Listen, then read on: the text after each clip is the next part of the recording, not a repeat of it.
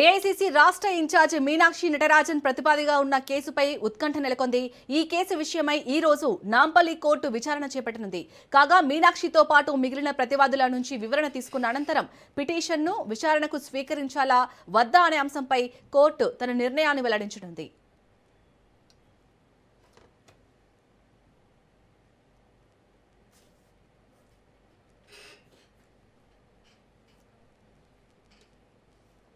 ఓ మాజీ కార్పొరేటర్ శ్రీలత తనపై వేధింపుల కారణంగా నారాయణపేట కాంగ్రెస్ నాయకుడు కుంభం శివకుమార్ రెడ్డిపై ఫిర్యాదు చేసింది.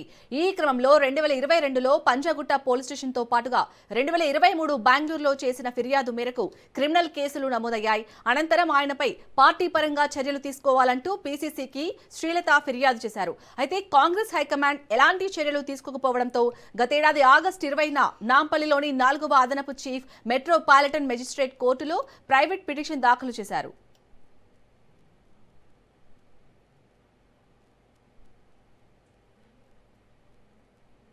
ఫిర్యాదులో తన పరువుకు నష్టం కలిగించడంతో పాటు నేరపూరిత కుట్ర, బెదిరింపులు సహా పలు సెక్షన్ల కింద చర్యలు తీసుకోవాలని కోరారు.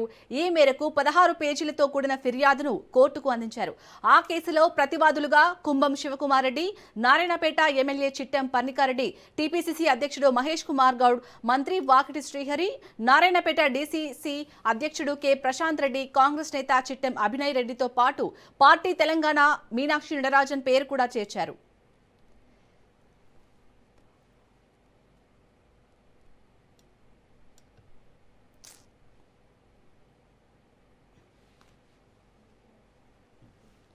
అలాగే బాధ్యులైన వారి నుంచి తనకు 10 కోట్ల నష్టపరిహారం ఇప్పించాలని పిటిషన్లో విజ్ఞప్తి చేశారు. కాగా శ్రీలత పిటిషన్ కి కోర్టులో ఎస్ఆర్ నెంబర్ కేటాయించిన కోర్టు ప్రతివాదులకు నోటీసులు జారీ చేసింది. కానీ ఇప్పటి వరకు ఎలాంటి ఎఫ్ఐఆర్ నమోదు కాలేదని తెలిసింది.